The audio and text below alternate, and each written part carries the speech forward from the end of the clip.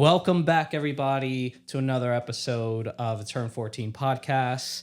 We are a little late for this one, but it's fine. The race was last weekend. We're going to be jumping into recap of the Saudi Arabia Grand Prix, which is pretty wild. Some controversial penalties that were given.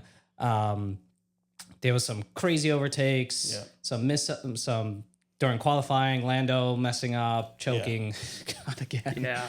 But before we get into all that, there is something that we want to announce. We're going to be doing a partnership or collaboration with Fela NYC by Penn Station. It's a bar that constantly streams the Formula One races, and the place gets packed with F1 fans. We're super excited. We're going to be doing some interview style videos, interviewing some of the fans, the Patreons that are there. And one of the cool things that we're going to be doing, which I'm really excited about, we're going to be doing a giveaway. Yeah, that's going to be fun. I think Fela NYC, for the people who don't know, the bar streams all types of things. They do basketball. They really do pretty much all of the sports. Yeah. But I know most recently they were like on the news for being like huge for F1. And honestly, I don't know any other bar in the city that films or streams F1s or does it to that extent. Yeah. But if you are out there, reach out to us. We're happy to do this with you. But we are going to do some giveaways. They're going to be really exciting. I'm really excited to again ask questions to the patrons that show up, film a little bit inside, just kind of share the overall excitement and vibe that the F1 race brings. And it's a little special for us because it's going to be the Miami race where we went last year. Could be the 1 year anniversary of our first Formula One race that we went to, which is going to be pretty exciting. And the cool thing about this bar is that I think it's the first to actually like tap into like the whole Formula One trend. I don't know if you want to call it a trend or like just it's starting to like really kick off in the States. Especially in New York City, and they really like leaned into it, and they get the whole place decked out with like Formula One, like team flags, all that kind of stuff. The atmosphere is probably the closest thing you'll get to a race. Yeah, Matthew, you're not going to be there, unfortunately. I know. I wish I could.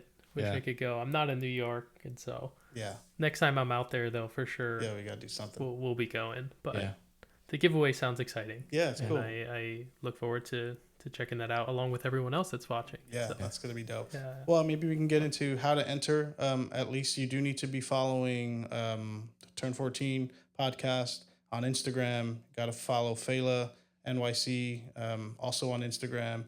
Leave a like and comment on the giveaway post that you'll see. We should be getting that out pretty soon. Yeah. So you'll see that come across. And then we'll be doing two giveaways, one after quali, which on Saturday. And we'll do the big giveaway after the race on Sunday. So look forward to all of that. It's going to be exciting. Yeah, exactly. It's all official F1 merch too, which is going to be pretty cool. So for any of the fans that are out there that, want to have a chance to win some free, merch, this is a great opportunity. One caveat though, you would need to be at the bar because we are going to be giving the stuff away at the bar. So maybe take a trip out if you're in the New York City area. Come to Fela NYC. Yeah. Some good food, drinks, and good time overall. Yep, I'm excited about it. Sweet. Well, let's get into this last weekend, I guess.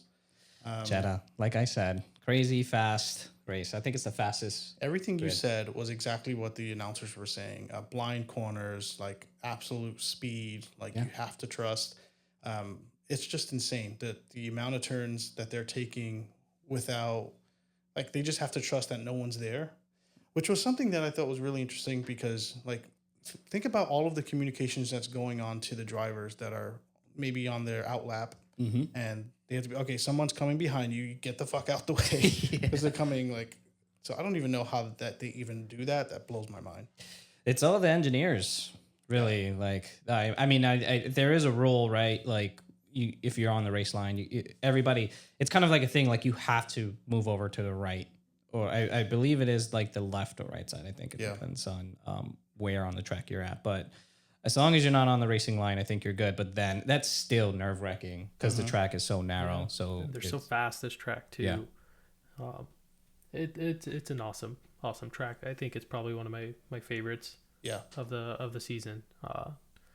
Especially playing in the game is real fun. But no, it was exciting. This quickly turned into my favorite track because of how quick it is. It's a very fast track and it's super dangerous.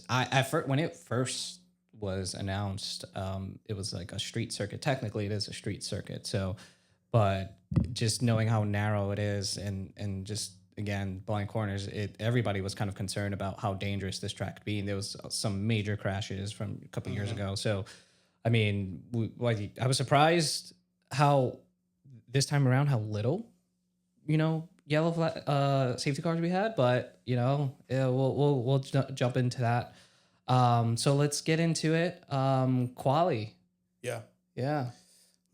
I want to go straight to Lando, but I know maybe we can talk a little bit more about it. I don't really think there was much excitement going on from the bottom of the pack, but Lando, like, you cannot make these mistakes. It's too many. It's too many mistakes, and it cost him obviously any decent starting position at the race. But I don't know. He's been real hard on himself a bit too recently, and we'll see how much he can pull it together. Because I mean, it was pretty impressive seeing him race afterwards. But I mean, practice he was fast. Everything else was Q1. I guess Q1 he was fast. Like he was one of the fastest cars out there all weekend. Yeah. And then for him to one crash. minor mistake and you're in a wall. Yeah. Yeah. And I think that's what makes the track so exciting. It's just like you're really on the edge and you have to like really trust and be confident. But I think the crash was, I mean, I don't know. Was it like he took a little bit too much curb and then just oversteer, just couldn't. It really wasn't too much. Just lost traction in the rear, and there was no recovering that, especially when a wall's like right there. No, but I mean, he made up for it during the race. But I think what's happening is the Oscar Piastri is getting to him, and I think him coming into this whole season thinking, like I am gonna have an opportunity to win the Drivers' Championship. I'm gonna give it my all, and he's just so focused on Max Verstappen and Red Bull, and not realizing that his own teammate might be competing against him right now. So, I think I've said this already on almost every single episode, but McLaren's gonna get to the point where they need to figure out what they're gonna do with these race drivers. But again, if Lando keeps making these mistakes, then he's just going to cost it himself. Yeah. Another thing that I wanted to talk about during qualifying was Lewis Hamilton. I was sitting on my chair, like on the edge, like hoping that he was going to make it out of, and he did. He made it through Q1, Q2, Q3, but barely. And it was nerve wracking because it's like I like him and Yuki. I was like really going for. I'm really excited that Yuki made it through, and because it shows like he was the driver to be.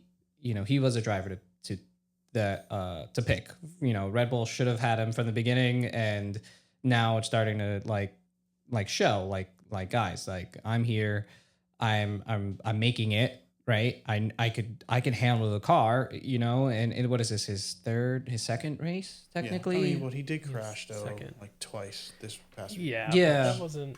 Max Verstappen also really crashed during one of his insane laps, and he was about to take pole too. So it shows that Yuki is really pushing it, and it's the same corner that Max crashed on too. That last corner before the straight. So it's a common corner where people are touching the wall because they're like getting out of that hairpin, and then it's just like you barely have any runoff on the side, and a lot of people are tapping the wall. It's like the last turn right before the pit, and then there's like that straight going into DRS. So Yuki making it, but also Lewis barely made it through Q3, and I don't really know what's going on. I know I don't know if the pressure's getting to him. I don't know. A couple years ago, I remember him saying like he doesn't do sims, like simulators, because he feels like maybe they're not suited for him, or maybe they don't give a full like 100% like, you know, that immersive, accurate experience. I have no idea, but I like, dude, like jump on them sims. Well, I mean, Max Verstappen's on a sim all the time. Like if he's not simming, he's sim racing somewhere else. But I'm just like, do everything you can to make sure that you are trying to get the most out of the car. And I mean, I am sure he's like doing that. Yeah, I'm sure he is. I don't know what it is with Lewis and these cars. I always hear about this whole ground effect era of cars just not suiting him, and I don't remember when they started these regulations, but yeah, it seems like these just aren't it for him, whether it's Mercedes or not. It's and it's clear that with the Ferrari right now that Charles is able to max it out. Yeah, I said a lot that more last than time. Lewis can. I said the pace is there, and he's extracting it. But it's a weird time because now he has to try and learn this Ferrari car, but then it doesn't mean anything because next year it's going to be new regulations, so everyone's going to have to try and learn a different car. Yeah. So it's a very weird time for Lewis, and honestly, right now Lewis is kind of just fading in the background, and there's just not much hype right now over him, in my opinion. It's more just speculation, and it's like, well, until you do something noteworthy, we need another China. Yeah, we need something to happen. But I wanted to quickly go back to Yuki to talk a little bit, because it might be a little bit of a hot take, but Yuki, yes, he's doing great and obviously much better than Lawson. But I did see a post not too long ago, somewhere on Instagram, that if you compare Yuki's performance to, let's say, Lawson, great, past couple races. Yeah. But if you take those same races and you look at the race before that, Checo was he crushed it. He was, I think, P7 or P6 or something along those lines. You go back even further, maybe who was like Daniel Ricciardo and then Albon. Like all of those other racers did actually a little bit better than Yuki in these first couple races. Yeah. So maybe again he's better than Lawson, but like I still think there's a lot that he needs to do to prove his seat. Absolutely. For sure. I mean, I don't think Yuki in the seat is gonna pull Red Bull up to like second in the constructors or anything like that. I think Red Bull has kind of just screwed that up for middle of last season, right? Yeah. Checo, they should have tried to find someone else to learn the car a lot more, while they had some time last year, and then they would have been in a lot better situation now. Yeah. A lot more points on their end and fighting for at least constructors. But it's weird.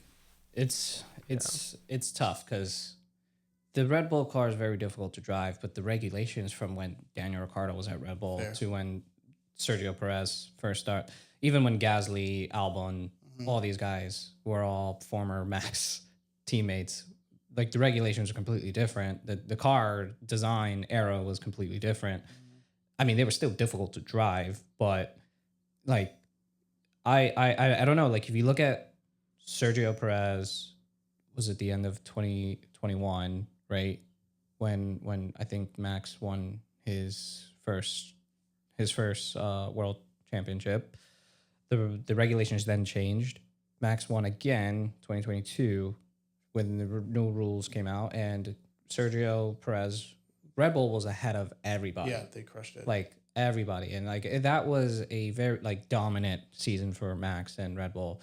They won like almost every race. And then how often do they change regulations? It's like every couple of years, maybe like 4 or 5 years. Yeah. Wow. Yeah, I think the new ones, I think they're going from 26 to 29 or 30. Yeah. But, yeah. Interesting. So like, but yeah, Max has had all this time, and Red Bull got really lucky with coming in with the car design from when the regulations changed to now, right? So they were able to like get a huge head start. Fair. Plus, they had one of the best like car designers ever, Adrian Newey, to design the Red Bull cars on the Red Bull team. No, he's no longer with Red Bull. He's with Aston Martin, and he's focused on the 2026 car. But so we're definitely not going to be seeing any improvement from Aston Martin this year at all. So yeah. So yeah, like I think so much has changed.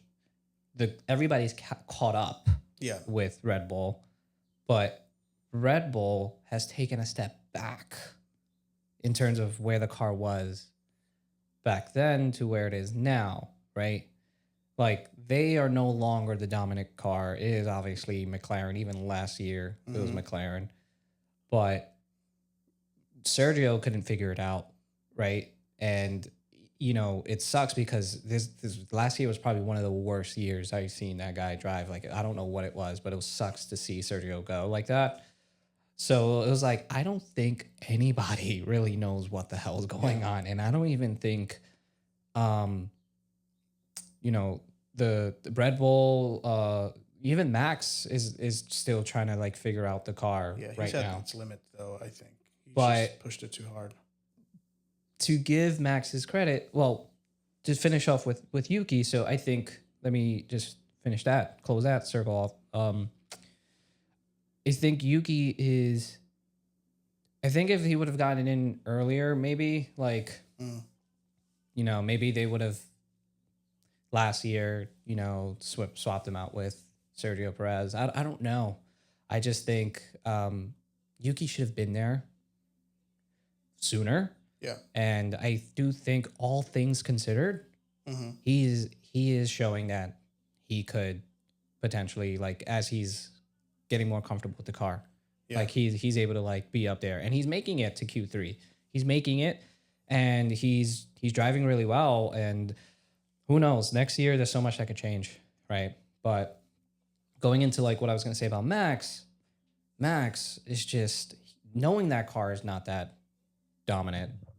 I think Max is making up for the difference in performance in that car, which I think it's wild. Yeah, it's just, it feels like with Red Bull that outside of Max, like nothing much is coming from that team. Even with RB, right? Like, it seems like for the past few years they haven't produced any crazy drivers from the sister team. Yeah. Right. They clearly weren't doing enough to pull someone from there, obviously, into the main seat.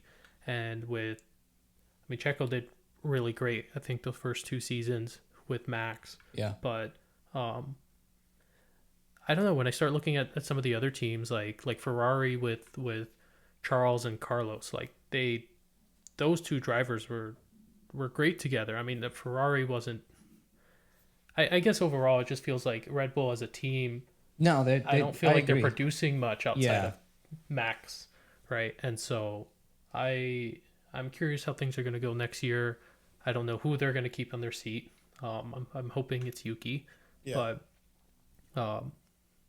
it just feels like some of these other teams are able to pull more from their drivers, even if their cars aren't like doing it for them. And so, no, that's a great point. You know, I don't know. All we could do is see what happens. I mean, there's even a lot of rumors about potential like contract clauses with Max. Yeah, I don't think he will. I just think it doesn't make sense. I mean, he has a whole team built around him. Yeah. Like next year would be the year to tell whether or not he stays or if he goes, because obviously regulations change and all that stuff. But there's a lot of rumors. Even before we even get into the rumors, let's just finish up. Yeah, but just qualifying Max, Oscar Piastri has been, you know, he's been doing great, and I thought he was gonna do pole, and then Max just came out of nowhere with just the most 1,000th of a second. Exactly, and that's what I'm saying. What I mean by like, it's like either 100th or 1,000th. It was like a millisecond. It was a few thousand. Yeah, it was ridiculous. But this is what I say about the car is not the most competitive, right? It's probably the 3rd or 4th fastest car on the grid, and it's just all Max. Yeah. He is extracting so much performance out of that car just from pure skill. Yeah. You know, and I think, you know, that's where, like, I don't know, it's just because obviously Yuki's not doing it, right? I mean, granted, it's only a couple of races in with this car, but nobody else was able to do it, right? Although I do wonder, yeah, had Lando not crashed, Right. I feel like That would have been a close one. The gap between him and Oscar and Max, I think, would have been a lot bigger than what it was. But yeah, it was a crazy qualifying session. Yeah. And then the beginning of the race. Yeah. Man, that I got a lot to say about that. Yeah, that's a lot. We can get into it really, because that's I think the biggest sort of story of this past weekend. Yeah. Well, first, maybe I'll just start by saying the positioning of the grid. Max started on the right. I wish I started. Yeah, Max started on the right, and then Piastri was on the left, which to me seems like it's the most advantageous position to be in on turn one. So I'm curious about why would they do it that way, because it's a left turn to turn one. Yeah. Max would be on the outside, which gives Oscar an opportunity, if he gets a good jump, to kind of dive bomb a little bit into that corner, which he eventually did. I think he did. Yeah. Which he did. Right. I think Max didn't have a great start. Yeah. I think had Max started well, he would have been. I think going into that corner from the right kind of helps you come out for the next turn a little bit better, and so exactly it was just his start. Oscar just got there, and Oscar did what Max has done. Yep. To so many people, except for cutting the corner. And, exactly. Except he was in the track this time, and it just Max was like playing his own rules apparently. And just, No, I mean, to be fair, I watched the onboard with Red Bull, and to them it looked like he was ahead during the corner. Obviously, from different angles, depending on how you look at it, it looks like Oscar was ahead. It looks like Max was ahead. Who really knows? I personally think most of the time there is some kind of, what's the word, like grace given to drivers during the first opening lap, where there's going to be a lot of mistakes or just there's a lot of chaos in that first corner. So I was surprised that even though Max did cut, right, they didn't just like, hey, give the position back. You know, the stewards weren't confused about that. They just decided to give him. I watched it back seeing it. Maybe I missed the radio call. Maybe they didn't broadcast the radio call. Who really knows? But most of the time, the radios would be like, there were situations with like Mercedes and Red Bull years ago where there would be like, you know, he overtook me. Yeah, like talk to the stewards, figure out what needs to happen, and then, all right, the stewards are saying you need to give the position back, right? None of that happened, which was weird. They immediately give him 5 seconds right after the safety car comes out, which I found on the first lap, right?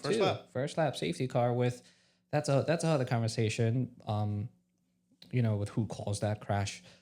But I thought it was just kind of bullshit to give Max that. He didn't deserve. That was an unwarranted. And it was.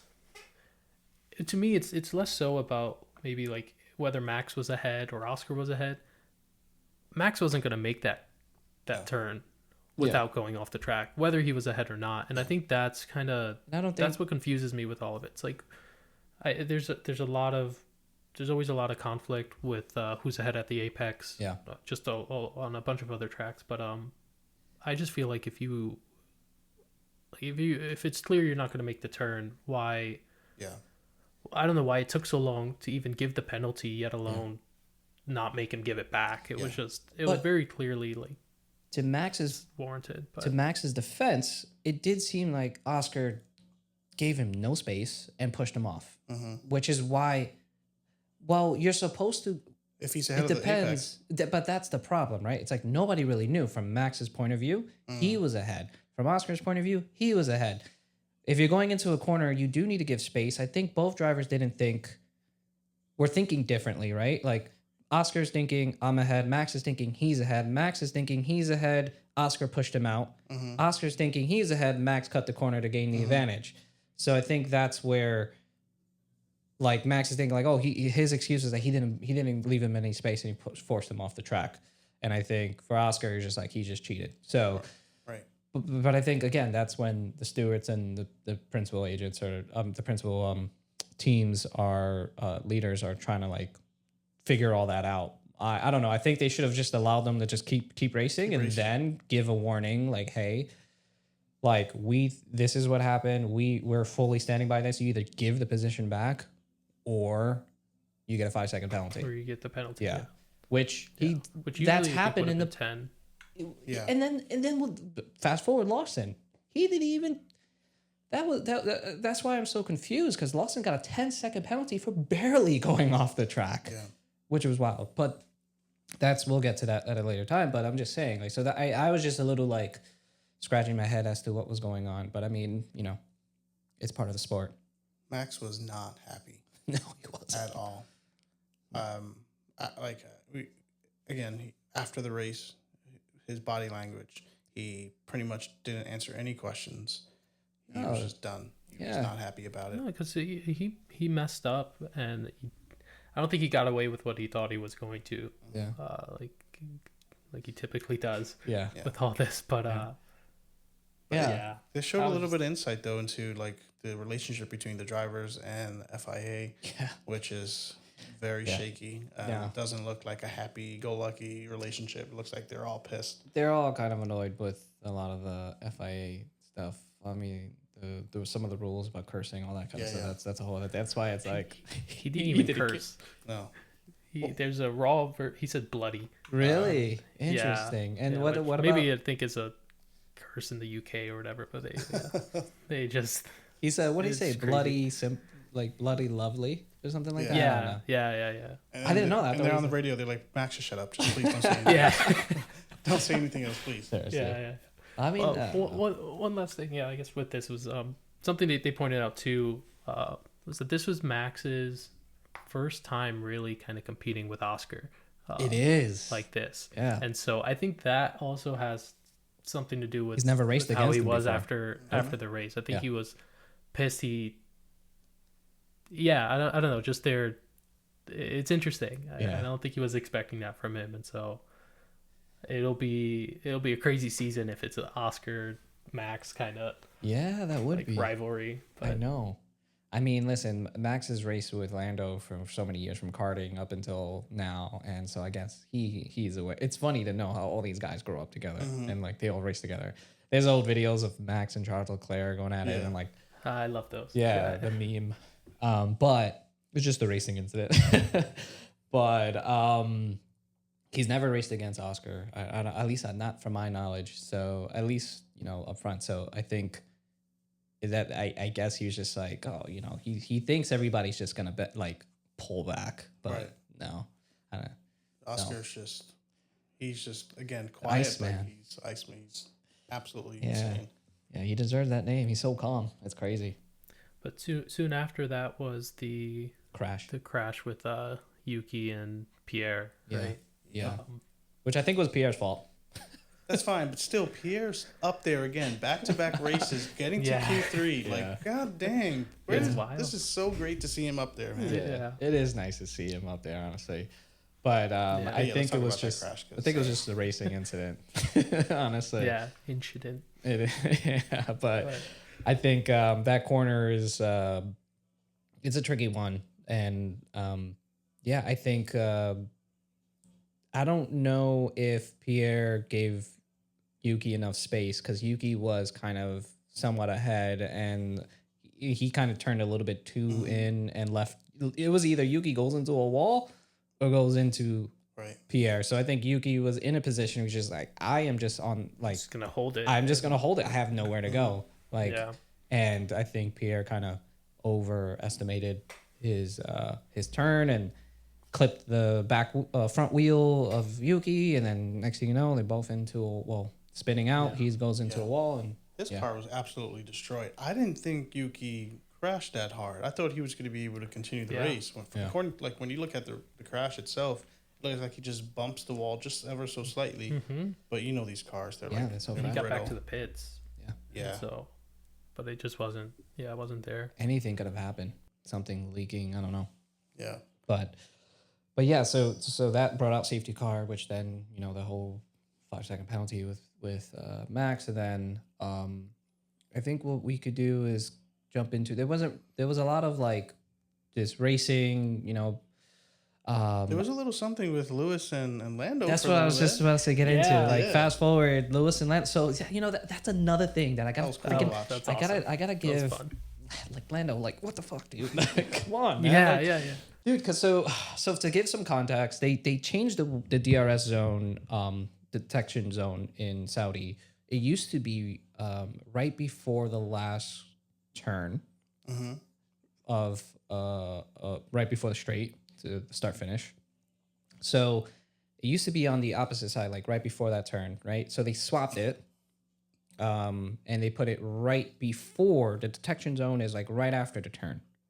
So right as you're going into the straight. Lando kept overtaking Lewis right in the corner. So stupid. Be strategic about it. And then he did it, what, twice? He did it twice. And Lewis was just like, okay. I'm looking at the I'm like, what is this guy doing? Like, why is he just not wait until the proper turn or be the strategic proper about it? Overtake him. But Lewis was like, fine, you want to do it? I'll just take it back. And I'm not gonna fucking let you keep going. I'm racing it. Having fun with him, just like it was a little fun. This little guy, like, the little excitement Lewis can have. Yeah, I know. All the other cars were so far ahead, it maybe looked like he was number one. Who knows? But no, seriously, like, dude, like again, that goes back to like the little tiny things. Like you're wasting time. Yeah. Like fighting Lewis. I don't see any advantage to that. Yeah, no, there's not. I think it cost him. I think it cost him P3. I mean, he was one lap away from, I think, over, passing Charles. And, right at the very end. And no, to give Lando credit, he did great. Like he made up a lot of places, but like you said, like him. I don't know why. Did he forget? I don't know. Did he think like the McLaren is just super fast, even when another car behind you has DRS, or you're just gonna take off? Like, I don't understand like why you would. And then his engineer was just like, play the game, like you see what he's doing, like play the same game, like. And then he braked, Lewis braked, and he wound up braking and waiting, and then finally he did the overtake, which was. Like, you think about it now, like, duh. But maybe in the heat of it, I don't know. I'm always trying to give the benefit of the doubt, but it's easy to criticize. But there's so much going on that track, well, too. We can't. It's not only the drivers, though. Like, we can't just rely on the drivers. Like, it should be the engineer, like, role to be like, hey, do not overtake him now. Like, you need to be overtaking him at this particular moment. Because Lando was just going to race. He's just going to try and overtake people. Yeah, that's a fair point. I don't know. It's you forget this is also like a team game here, right? With everyone, and so and I heard something about like Williams doing that's working really well together. I think they helped each other get into the points, but that goes to show like it's more than just the drivers. I think no, for sure. McLaren's being a little weird. I was curious why they didn't put Lando on softs. I felt like had he had some faster tires, he would have been able to catch up. But I thought they were going to too, because he ran those hards long. Yeah, for sure. I mean, that I think what you mean from the beginning, right? Like he stood on the hards for a long time. Stay on the hards. Yeah. But like I think had one of the longest stints on the hards, and there was not a lot of degradation this time around, and so I figured. Put him on the softs for the last stint, let him catch up as much as possible, and worst thing. I don't know how far ahead he was from fifth, but I think he could have pulled it off, at least a fourth with the softs, and may have given him an opportunity to. To get to 3. But Leclerc did great with those mediums, and he let those last a very long time. But I do think though. The only reason he's on the podium is because something happened to Russell's tires, and he just kind of dropped off. Russell's been doing great. I said it last time. It's the first race he hasn't really been on the podium or towards the top. I know. That's like nobody's talking about Russell, which is wow. But then again, he did finish further down. So I think there was also the situation with Lando going into the pit. He almost freaking went into there, like locked up, like flying in there. But there's that. That's awesome though. I think there's that thing. But the thing is, I don't know if he's focused. That's what I'm saying. Because if you're comparing him to Oscar, because I'm just gonna continue to compare him to Oscar Piastri, Oscar's just so fucking calm, dude. Oscar took one of the most ballsy overtakes on Hamilton during the race, which was insane, and it was dusty on that side. That's typically not a place where you would overtake a car, but he was just so focused and just like, I don't give a fuck. I'm gonna overtake him right now and just get ahead of him. And he did it like just one time, one try, and he was able to overtake Lewis right before this left hand corner going into like another right. Honestly, it's not really. It's a pretty sketchy place to overtake, and he did it around him. And there was a lot of dust, and you could see all the dust going up in the air. Even the commentators are like, "Oh wow!" Like he just was like, "Yeah." So I think Oscar was just on his game. He's been on his game since the season started. I mean, he's an F3 champion, an F2 champion. Yeah. So like, yeah. But again, like that's the difference between where Oscar's head's at and where Lando's head's at. I don't really know. Although I don't know. I don't think that was a mistake from Lando going into the pits. I think he's pushing as hard as he can, and everyone was concerned, but he did nothing wrong. He was on the speed limiter when he needed to, and there was a little bit of concern with him cutting the line at the exit, but which he wasn't even nothing close came from it. To that. I don't know who reported that. Get it. I think they were talking about the outside line that was against the wall, I guess, but like that's not really. He's not gaining any advantage. Is not dangerous to anybody. My only point about him going into the pit was that he is pushing it, but he's trying to make up space. But sometimes those are where the mistakes happen, right? It's like I think you get like a drive-through penalty or like a 10-second penalty if you go into the pits speeding, if you don't hit that limiter. So it's like it's like worth doing that. You know what I'm saying? Like if you're living on the edge going into the pit lane when you're trying to make up space and you're really like fighting for the championship, like you need the additional risk of potentially going over the limit, even if it's like, and they're super strict about those things. So that, and again, most people thought he did cross without hitting the limiter. And so, but again, I mean, it's ballsy. It's also like super risky, but that's what happens. Well, he got his points. He did. He went from 10th to like 4th or something like that. Yeah. So, I mean, it's not necessarily what he expected to do for that race, but I mean, it's better than not finishing 10th or wherever he started. So. Yeah. I think another thing I wanted to highlight was Bortoleto almost putting his manager into a wall, which was super, super, super freaking so close, man. Yeah. Alonso almost went in like, oh, damn, that was really bad. But I don't think he was paying attention to. No, he wasn't. He wasn't looking. Yeah. I don't think Alonso knew what to say either. He was just like, maybe if there was someone else, he would have been more pissed. Yeah, but... I don't know. It must be difficult for Bortoleto because he comes, he's the F2 champion. Yeah.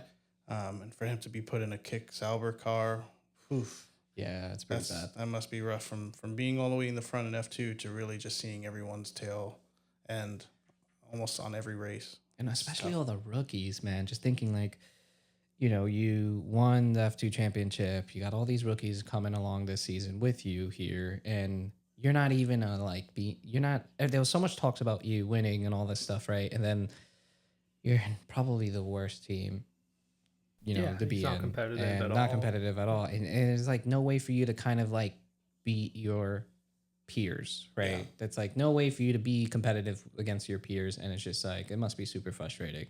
But I think Audi, hopefully he's thinking long run. Audi coming in is going to make the difference. Who knows? But there's so much that can happen next year.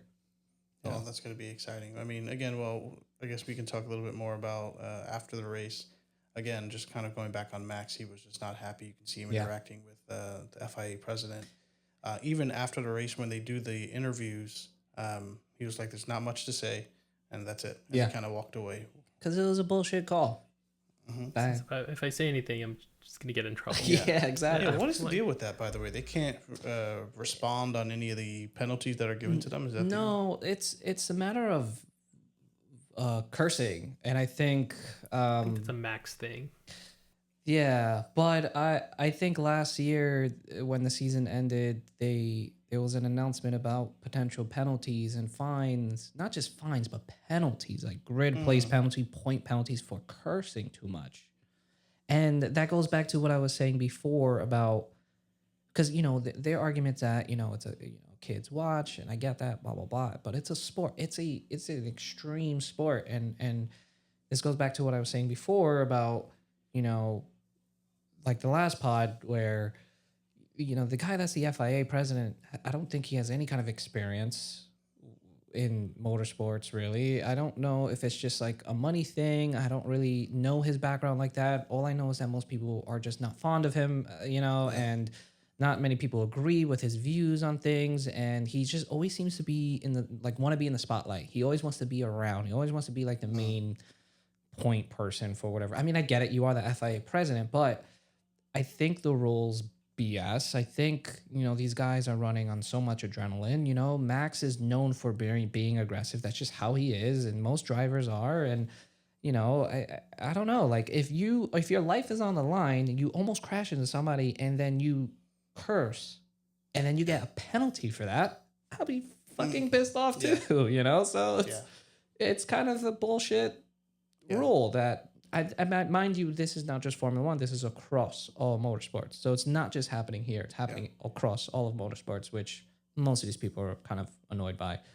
But mainly everybody's focused on Formula One because that's the main one. So I think Max was just deciding himself to just not say anything because he was too pissed off. And I don't know. I think it's a big eye opener for him this race, and maybe who his competition is, because I don't know, I kind of forget a little bit that like Max is still trying to win his fifth, and like not that I forget, but like it's pretty clear it's in McLaren's favor, and it's gonna take a lot more effort from him to get there, but a lot more effort, man. But he's doing it. He's somehow managing to do it, which is. It's honestly really cool to see. Yeah, I love the fact that we're able to like witness. Well, I mean, he goes to Miami next race, and he's won pretty much almost every single race except for one. Yeah, that is true. That might be interesting to see. So before we jump into Miami, there is a rumor circulating, a potential like this is a complete curveball, and I want to know what you guys think. So supposedly George Russell has been having talks with Red Bull about a potential seat for 2026. Because he doesn't have a contract for 2026 with Mercedes. And there's talks of Max Verstappen potentially going to Mercedes because Mercedes is supposedly supposed to have the most dominant engine for next year. So I'm curious to know, and Mercedes is not going to get rid of Antonelli. He's a young prospect. He's extremely talented. So there's so much potential. But Russell has been really, really, really stepping up, not just like last year, but this year, he's doing so well.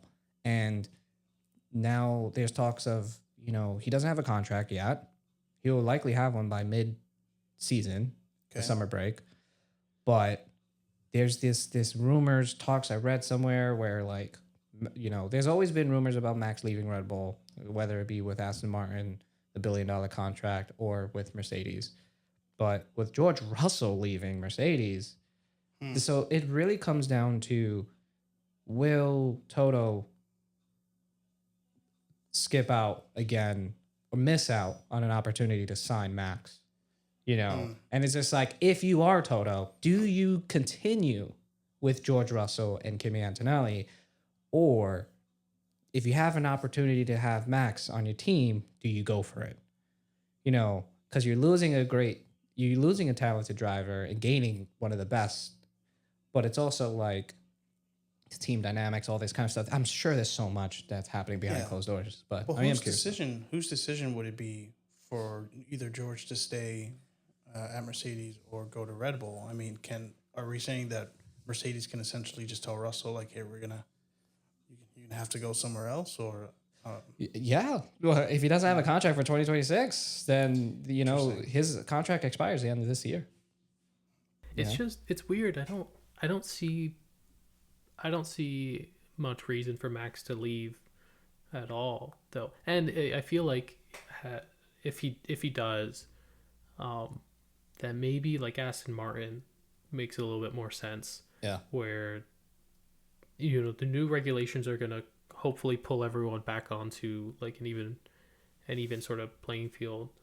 Or not, right? I do think so Mercedes does seem to, right? But they have Adrian Newey there now, which is, has already worked with Max and everything there, and so I don't see a reason why George would want to leave Mercedes at this point. I don't think it is a matter of George wanting to leave Mercedes. It's a matter of, I need a backup if this happens, because Max has a clause in his contract where I'm reading that if they are not within a certain position by mid-year, he has every right to terminate his contract earlier with Red Bull if he wants to. So all the cards are in Max's hands if Red Bull's not performing or giving him the car to really compete.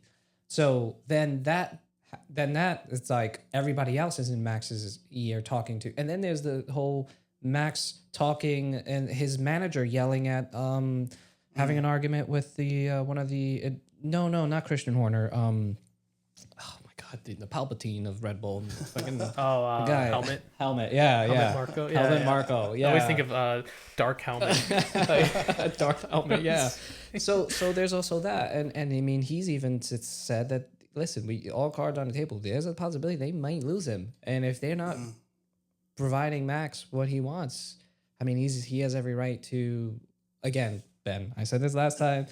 Who needs who more? Does Red Bull need Max Verstappen more, or does Max need Red Bull more? And it looks like Red Bull needs Max. And if all of these things are true, then that means Max and his management is likely having conversations with other teams. And those other teams are now like, shit, we already have 2 drivers. Yeah. Who do we give up? Yeah, I mean, this all makes sense, I guess, for Russell. When you look at it from the driver's point of view, yes, I need a backup.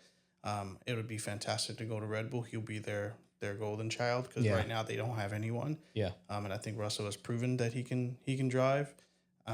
Toto, an opportunity to get Max. I think he's missed out on an opportunity to get Max before. So this might be a good opportunity to do it. But there's just so many unknowns. We don't know what's going to happen for the rest of this season. Yeah. Then the regulations are changing. And yes, they're going to have a quick engine, but like, what does that even mean with all of the things that are changing? Yeah.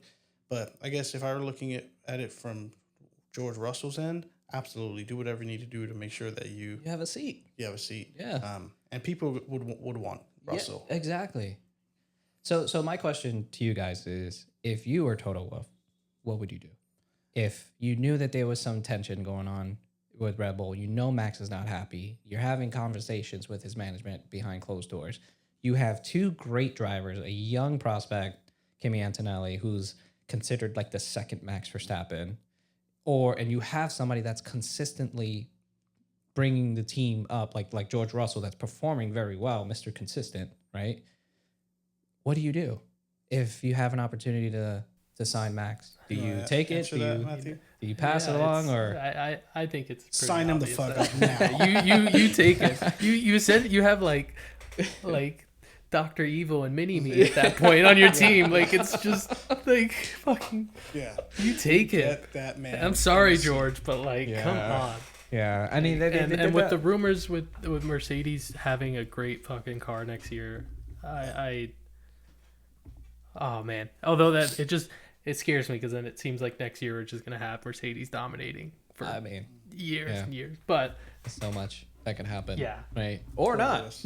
Who knows? Yeah, or not. It's tough, man. If it becomes clear that Max is too far behind on the points for the championship, or it's just going to take too much effort. I think we'll get some more news then. Yeah. Hopefully on what he'll do. But yeah. This is all spicy stuff. I love it, right? Yeah. Who knows, man? Yeah, all the stuff that happens behind closed doors, nobody knows about. Yeah. Before we move on, where are we at on time?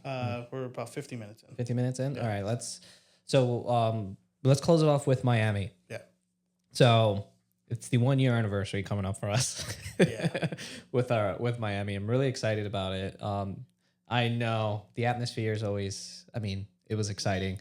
So we have a lot going on. So we have the F1 Academy that's going to be racing. I love it's the all women's racing division from Susie Wolf, who's Total Wolf's wife. She's a total badass, by the way. I think it's awesome that she's doing all this stuff. We were there last time when they were racing too, which I thought was really cool. So I love the fact that they're getting their flowers. Everybody's like showing up and I thought it's really exciting. They kind of mix things up with like different, Matthew, I don't know if you know this, but I think they're going to implement it with the Miami one. I know that they did it with, I believe, China, where with F1 Academy qualifying, if you qualify first, you start from the back kind of thing, and you have to like make up space. Oh. Yeah, so it's really cool. Interesting. So it spices things up, and again, it shows some wheel-to-wheel racing. So I think that's cool. We also have a sprint. It's a sprint weekend. Yep, that's gonna So be fun. again, one practice session, then it's just straight to qualifying for the sprint, and then the sprint race. The sprint. Then what do they call it? They call it the sprint shootout for qualifying, right? Yeah. And then it's the sprint race, which is also exciting. So that's going to be cool. There's qualifying right after the sprint race, and then we have the actual race. So I'm pretty excited about the Miami Grand Prix. Yeah, it's a lot of fun stuff. It's going to be fun for us to watch it. We're going to do all of this special stuff at the bar. We're going to really kind of take it all in for the first year, but I am excited to see what's going to happen, especially with the close races between Lando coming back that's his maiden win. Yeah. So it's going to be exciting to see all of that. I wonder. Miami's a little bit of a spectacle too. When we went, it was pretty incredible. The president, Donald Trump, showed up. We had like all of these singers. It was Mark Anthony singing the national anthem. It was just really interesting. And Ed Sheeran performing, John Summit DJing, Cascade DJing on the start finish thing, which was awesome. Sick. I felt like I was at a concert, and it was pretty wild. There's so many celebrities that were there. The music is insane. My advice to anybody: drink a lot of Liquid IV. we're not sponsored, but I think that it gets really hot, and if you're drinking, that for sure helps. Stay cool. Yeah. And anybody that's attending, enjoy. You're gonna love it. It's great, man. Yeah. The Miami Grand Prix is awesome. It's well organized, and I wish we could go again. Yeah, I know. It'll be good. We'll go to another race one of these days. So, do we want to wrap it up with predictions at all with the Miami, sprint race and race, or do we just want to stick with the race? I'll just do race. Let's just do race. Okay. I think Lando's gonna come back and take his win. He's gonna go back to back in Miami. I think that's gonna be cool. Okay. I do think I think Oscar's going to be up there, but for number 3, I'm a little. I don't want to say Max. I think number 3 is going to either be. I think it's going to be Ferrari, most likely Charles. Yeah. Matthew, you could go. Yeah, it's pretty much the same for me. I'm hoping Lando can pull through this time around. Oscar, I don't remember exactly how well he did last year on this track, but I know that was the sort of turning point for McLaren at the time. Oh, yeah. They had just got their upgrades and everything in, and that's when things picked up. So we'll see with him, but I think I get the feeling Charles is going to be up on the podium as well, and I'm gonna go with Russell as well. I think something happened last week that just wasn't going for him, but he's been consistent. And so I'm going to keep him up on the podium in 3rd. So nice. So you think like a Lando, Lando, Charles, Russell? That'd be pretty dope. Yeah, I'm hoping 3 teams on the podium. That's cool. 3 different teams, yeah. A part of me, again, wants a surprise podium position for Lewis. But I think it's gonna be like open, Mark, I know. I will, man. I will. Yeah. I think it's gonna probably be like McLaren Lando. I think him winning last year, his first race, him, what happened this past weekend, he probably wants to like make up for it. And I do think, I have a feeling if we're gonna have a Ferrari somewhere up there, I think Charles Leclerc is probably gonna put it P3, P2. I have a feeling it's gonna be Max. If not Max, it's gonna be Oscar. But I have a feeling it's like Lando, Max, Charles Leclerc. Ooh, okay. Yeah, that's what I'm thinking. Yeah, That'll make it interesting for the championship points. So that's yeah, fun. For sure to not see Oscar there. I mean, it's considered like a street circuit technically. It's like a hybrid, but let's see what happens. Yeah, awesome. So good. Yeah. Oh, just a reminder again, guys, we're going to be doing a giveaway. Follow us at Term 14 Podcast. Follow at Fela NYC. Like, comment on the post that we'll be posting. It's going to be pretty cool. And if you can make it to that bar, definitely show up and ask some questions for us. Drawings will be held after qualifying for Saturday. We're going to be giving away a cap, and then for the race, again, after like the last lap of the race, we're going to be giving away a jersey. You have to be there to claim it. Yeah. We're going to be having a bunch of posters, QR codes for everybody at the bar to sign up as well. Yeah. So we're giving everybody an opportunity, especially the fans. So I think this is going to be awesome. I'm looking forward to it, and I'm excited to see all you guys at the bar this weekend. And even if you can't make it to the bar, give us a little follow. Yeah. And that wouldn't hurt. Ring that notification bell. Yeah. Like and subscribe, guys. Doesn't hurt. One click or so. It's only 1 or 2 clicks. That's it. Yeah, we're pretty excited. I just do want to say, we're doing all of this and all the podcasts and stuff like that. I think it's been really, really fun to do all of this and share it with y'all. We don't know what the hell we're doing.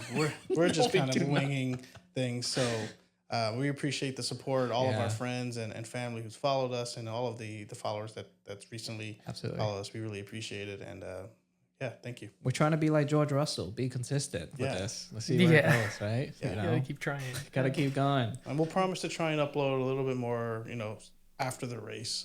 This week was a little weird for us. Yeah. We're all adults. We have lives. We have jobs. Happy to be back.